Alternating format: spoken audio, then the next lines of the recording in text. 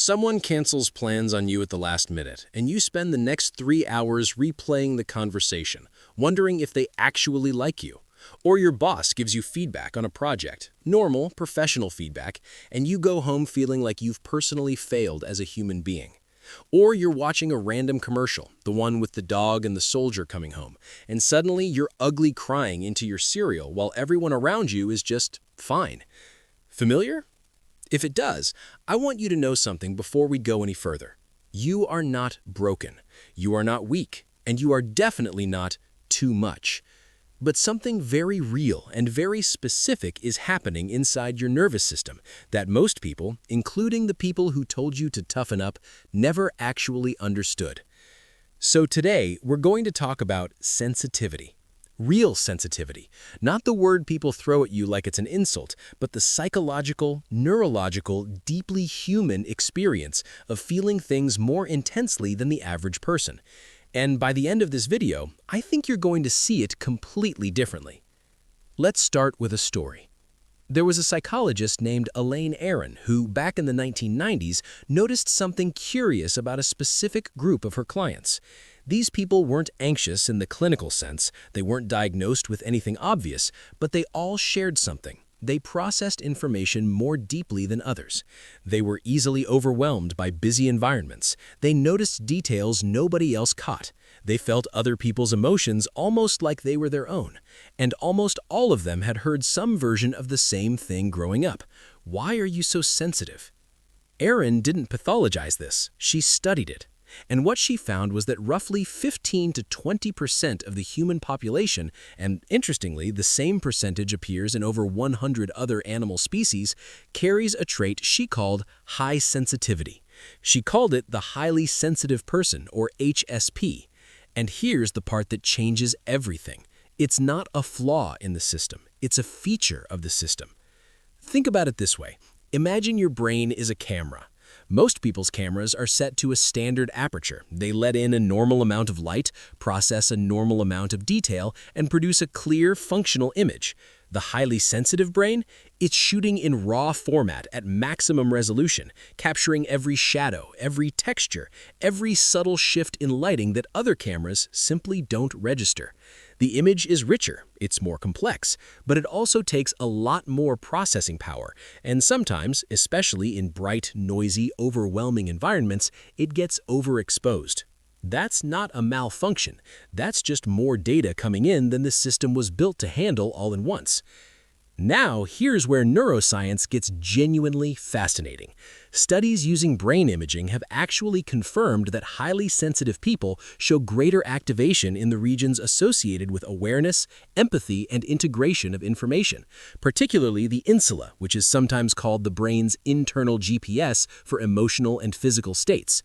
When an HSP sees someone else in pain, their brain essentially mirrors that experience at a level that most brains don't. When they enter a chaotic room, their sensory processing regions are firing in ways that a non-sensitive person's brain simply isn't. This is why you feel exhausted after social events that other people seem to breeze through. This is why the texture of a tag in your shirt can ruin your entire afternoon. This is why you notice when someone's tone is slightly off, even when they're saying the right words. Your brain is doing something extraordinary. It's just doing a lot of it, all the time, without a break. And this is also where the confusion starts, because sensitivity gets tangled up with weakness in a way that is deeply unfair and, honestly, scientifically backwards. In evolutionary terms, the sensitive members of a group were the early warning system. They were the ones who noticed the subtle change in the wind before the storm. They were the ones who picked up on social tension before it escalated into conflict. Every group needs them, not despite their sensitivity, because of it. But here's what happens when you grow up being told you're too much. You learn to disconnect from the very thing that makes you perceptive. You start treating your own emotional responses like problems to be managed instead of information to be understood. You become very good at apologizing for reactions that were actually accurate. And over time, that disconnection creates a kind of internal noise, a constant low-grade tension between what you feel and what you've been told you should feel. Does that sound familiar too? Because if it does, I need you to hear this. That tension isn't sensitivity making your life harder. That tension is the result of fighting your own nervous system for decades. And the moment you stop fighting it, the moment you start working with it, things begin to shift in ways you won't believe. Here's a practical example. Let's say you send an email to someone and they don't respond for 2 days. For a less sensitive person, that's just a delayed email. For you, depending on your history and your current stress levels, that silence might activate a whole cascade of interpretation. They're angry at me. I said something wrong. Maybe the whole relationship is off. Your brain isn't being dramatic. It's doing what it always does, processing deeply, searching for meaning, filling in the gaps with the most emotionally relevant information it can find. The problem isn't that you noticed the silence. The problem is that without the right tools, that noticing spirals instead of informs. Therapy, mindfulness, journaling, these aren't about making you less sensitive. They're about giving that incredible processing power a constructive channel instead of a circular one.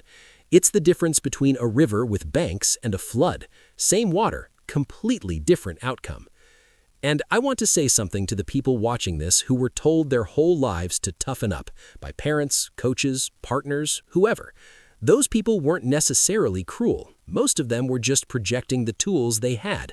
Toughen up is the advice of someone who learned to survive by suppressing. It worked for them at a cost they probably never examined.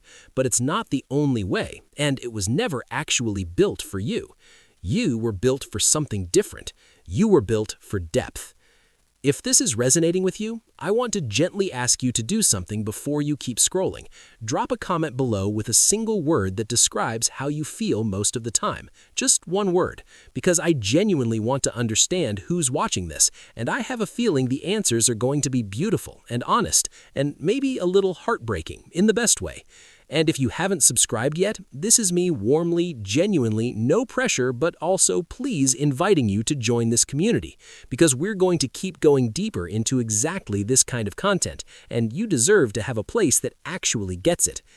Sensitivity is not your enemy. It never was.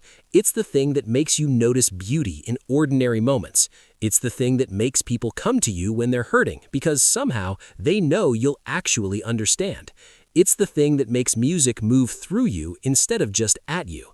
It's why you can't watch the news without feeling it in your chest.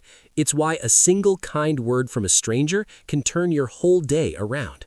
Yes, it's also why certain days feel unbearable. Yes, it's also why you sometimes need a full Saturday alone just to recover from a week of existing in the world. That's real, that's valid, and that's also manageable once you stop treating it like a character flaw and start treating it like a nervous system that deserves just as much care and attention as everything else you give so freely to others. So the next time someone asks you, or says it like an accusation, "Why are you so sensitive?" you can just smile and think, "Because I'm paying attention," and most people have no idea what they're missing.